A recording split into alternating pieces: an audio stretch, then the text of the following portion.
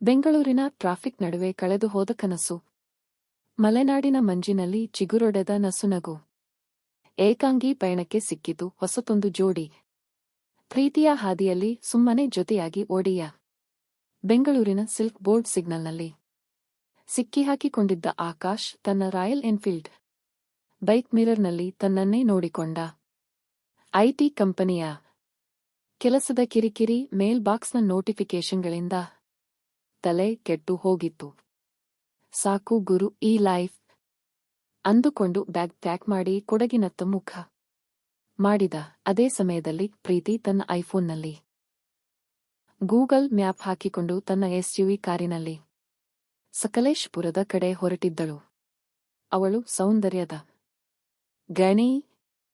ಗಾಢವಾದ ಕಣ್ಣುಗಳು, ತುಸು ಅಹಂಕಾರದಂತೆ ಕಂಡರೂ ನೇರವಾದ ಮಾತುಗಳು ಅವಳ ಸ್ಟೈಲ್. ಅವಳಿಗೆ ಯಾರು ಬೇಕಾಗಿರಲಿಲ್ಲ. ತನ್ನ ಪ್ರೈವಸಿ ಅಂದ್ರೆ ಅವಳಿಗೆ ಪಂಚಪ್ರಾಣ. ಘಾಟಿ ರಸ್ತೆಯಲ್ಲಿ ಪ್ರೀತಿಯ ಕಾರಿನ ಇಂಜಿನ್ ಕೈಕೊಟ್ಟಿತು.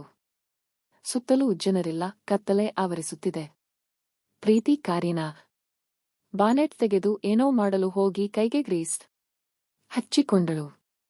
ಶೆಟ್, ಈ ಟೈಮ್ನಲ್ಲೇ ಹೀಗಾಗಬೇಕಾ ಎಂದು ಕಿರುಚಿಕೊಂಡಳು. ಅಷ್ಟರಲ್ಲಿ ಆಕಾಶ್ ಬೈಕ್ ಅಲ್ಲಿಗೆ ಬಂದು ನಿಂತಿತು. ಹೆಲ್ಮೆಟ್ ತೆಗೆದ ಆಕಾಶ್ಗೆ ಕಂಡಿದ್ದು ಕೋಪದಿಂದ ಕೆಂಪಾಗಿದ್ದ ಪ್ರೀತಿಯ ಮುಖಿ. ಆ ಮಬ್ಬು ಬೆಳಕಿನಲ್ಲಿ ಅವಳು ಕೆರಳಿದ ದೇವತೆಯಂತೆ ಕಂಡಳು. ಏನೋ ಹೆಲ್ಪ್ ಬೇಕಾ ಆಕಾಶ್ ಕೇಳಿದ. ಪ್ರೀತಿ ಸ್ವಲ್ಪ ರೇಗುತ್ತಲೇ, ಕಣ್ಣಿಗೆ ಕಾಣಿಸ್ತಿಲ್ವಾ? ಕಾರ್ ಕೆಟ್ಟು ಹೋಗಿದೆ ಅಂತ ಅಂದಳು. ಆಕಾಶ್ ನಕ್ಕು, ಸರಿ ಬಿಡು ಕೂಲ್, ನಾನು ಮೆಕ್ಯಾನಿಕ್ ಅಲ್ಲ, ಆದ್ರೆ ಇಲ್ಲಿಂದ ಸ್ವಲ್ಪ ದೂರದಲ್ಲಿ ನನ್ನ ಫ್ರೆಂಡ್ ಒಬ್ಬನ ಹೋಮ್ ಸ್ಟೇ ಇದೆ, ಅಲ್ಲಿಗೆ ನಿನ್ನನ್ನು ಡ್ರಾಪ್ ಮಾಡ್ತೀನಿ. ಇಲ್ಲೇ ನಿಂತರೆ ಕಾಡು ಪ್ರಾಣಿಗಳಿಗಿಂತ ಕಾಡು ಮನುಷ್ಯರ ಕಾಟ ಜಾಸ್ತಿ ಎಂದ. ಪ್ರೀತಿ ಮೊದಲು ಹಿಂಜರಿದರೂ ಆಕಾಶ್ನ ಕಣ್ಣಲ್ಲಿದ್ದ ಪ್ರಾಮಾಣಿಕತೆ ನೋಡಿ ಒಪ್ಪಿಕೊಂಡಳು. ಬೈಕ್ ಮೇಲೆ ಅವಳು ಕುಳಿತಾಗ ಅವಳ ಶರೀರದಿಂದ ಬಂದ ಲೈಟ್ ಪರ್ಫ್ಯೂಮ್ ವಾಸನೆ ಆಕಾಶ್ನ ತಲೆಗೇರಿತು. ಹೋಮ್ ಸ್ಟೇ ತಲುಪುವಷ್ಟರಲ್ಲಿ ಮಳೆ ಜೋರಾಯಿತು. ಇಬ್ಬರೂ ಪೂರ್ತಿ ನೆನೆದಿದ್ದರು. ಸೋಮಣ್ಣ ಬಿಸಿ ಬಿಸಿ ಕಾಫಿ ತಂದುಕೊಟ್ಟರು. ವರಾಂಡದಲ್ಲಿ ಕುಳಿತಿದ್ದ ಪ್ರೀತಿಯನ್ನು ನೋಡಿ ಆಕಾಶ್ಗೆ ಕಣ್ಣು ಇವಳ ಕಡೆಯಿಂದ ತೆರೆಯಲು ಸಾಧ್ಯವಾಗಲಿಲ್ಲ. ಕೆಂಪು ಟಾಪ್ನಲ್ಲಿ ಹನಿಗಳು ಅವಳ ಕೆನ್ನೆಯ ಮೇಲೆ ಜಾರುತ್ತಿದ್ದರೆ ಅವಳು ಸಾಕ್ಷಾತ್ ಸೌಂದರ್ಯ ದೇವತೆಯಂತೆ ಕಂಡಳು. ನೋಡು ಆಕಾಶ್, ಹಾಗೆ ಕಣ್ಣು ಬಿಟ್ಕೊಂಡು ನೋಡ್ಬೇಡ, ನನಗೆ ಮ್ಯಾಟರ್ ಡೈರೆಕ್ಟ್ ಆಗಿ ಇರಬೇಕು ಅಂದಳು ಪ್ರೀತಿ ಕಾಫಿ ಸಿಪ್ ಮಾಡುತ್ತಾ. ಆಕಾಶ್ ಅವಳ ಹತ್ತಿರ ಸರಿದು ಕುಳಿತು, ಪ್ರೀತಿ ನೀನು ನಿಜವಾಗ್ಲೂ ಬ್ಯೂಟಿಫುಲ್ ಆಗಿದ್ದೀಯಾ. ನಿನ್ನ ಈ ಸ್ಟ್ರೈಟ್ ಫಾರ್ವರ್ಡ್ ನೇಚರ್ ಇದೆಯಲ್ಲ, ಅದು ನನಗೆ ಸಖತ್ ಇಷ್ಟ ಆಯ್ತು.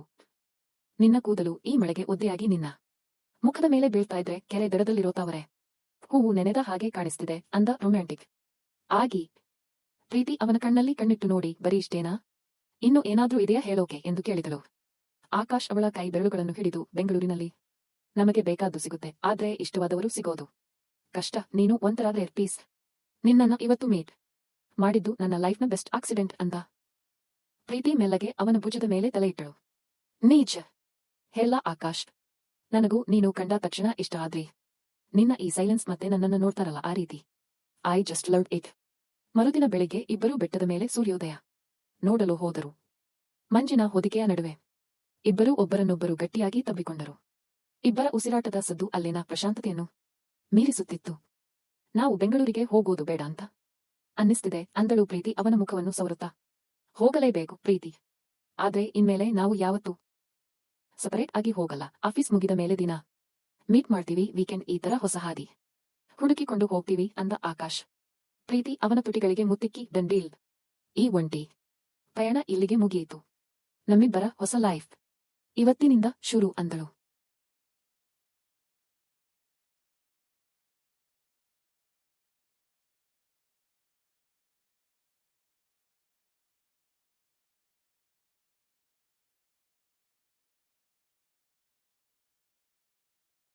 ಮರುದಿನ ಬೆಳಿಗ್ಗೆ ಸೋಮಣ್ಣ ಬಿಸಿ ಬಿಸಿ ಅಕ್ಕಿ ರೊಟ್ಟಿ ಮತ್ತು ಕಾಯಿ ಚಟ್ನಿ ತಂದುಕೊಟ್ಟಾಗ ಆಕಾಶ್ ಮತ್ತು ಪ್ರೀತಿ ವರಾಂಡದಲ್ಲಿ ಕುಳಿತು ಹರಟುತ್ತಿದ್ದರು.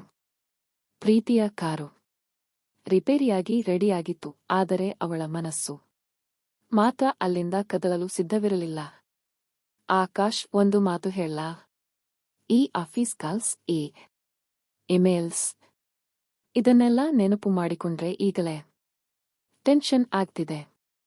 ಪ್ಲೀಸ್, ನಾವು ಇಲ್ಲೇ ಇನ್ನೊಂದು 5 ದಿನ ಇರೋಣವಾ? ಪ್ರೀತಿ ಮಗುವಿನಂತೆ ಕೇಳಿದಳು. ಆಕಾಶ್ ಅವಳ ಕಣ್ಣುಗಳಲ್ಲಿದ್ದ ಹಂಬಲ ನೋಡಿ ನಕ್ಕುಬಿಟ್ಟ. ನನಗೂ ಅದೇ ಅನ್ನಿಸ್ತಿತ್ತು ಪ್ರೀತಿ.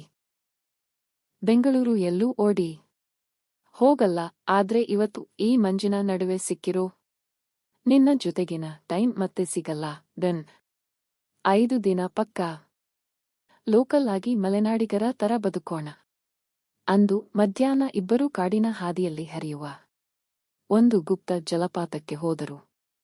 ಅಲ್ಲಿ ಪ್ರವಾಸಿಗರ ಗದ್ದಲವಿರಲಿಲ್ಲ. ಹಸಿರು ಪಾಚಿ ಕಟ್ಟಿದ ಕಲ್ಲುಗಳ ಮೇಲೆ ನಡೆಯುವಾಗ ಆಕಾಶ್ ಪ್ರೀತಿಯ ಕೈ ಹಿಡಿದು ನಡೆಸುತ್ತಿದ್ದ. ನಿನ್ನ ಸೌಂದರ್ಯಕ್ಕೆ ಈ ಜಲಪಾತ ಕೂಡ ಕಾಂಪಿಟೇಷನ್ ಕೊಡ್ತಾ ಇದೆ ಗೊತ್ತಾ?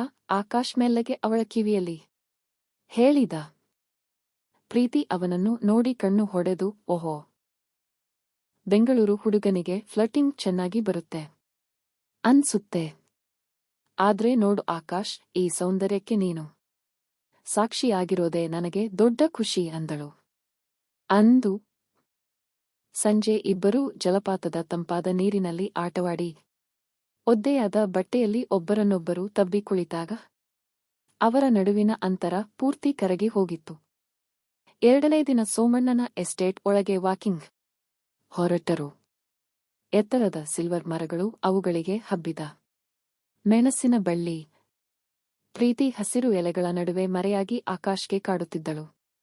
ಆಕಾಶ್, ಧೈರ್ಯ ಇದ್ರೆ ನನ್ನನ್ನು ಹಿಡಿ ನೋಡೋಣ ಎಂದು ಓಡುತ್ತಿದ್ದಳು. ಆಕಾಶ್ ಅವಳನ್ನು ಬೆನ್ನಟ್ಟಿ ಹಿಡಿದು ಅವಳ ಸೊಂಟಕ್ಕೆ ಕೈ ಹಾಕಿ ಎತ್ತಿಕೊಂಡಾಗ ಪ್ರೀತಿ ಕಣ್ಣು ಮುಚ್ಚಿ ಅವನ ಉಸಿರನ್ನು ಅನುಭವಿಸಿದಳು.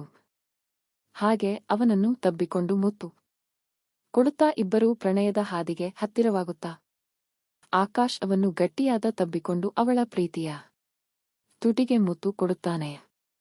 ಪ್ರೀತಿ, ಇದನ್ನ ರಾತ್ರಿ ಮಾಡು ಅಂತ ಇಷ್ಟೊಂದು ರೊಮ್ಯಾಂಟಿಕ್ ಆಗಿ ಇರ್ತೀಯ ಅಂತ ಅನ್ಕೊಂಡಿರಲಿಲ್ಲ ಎಂದು ಪಿಸುಗುಟ್ಟಿದಳು.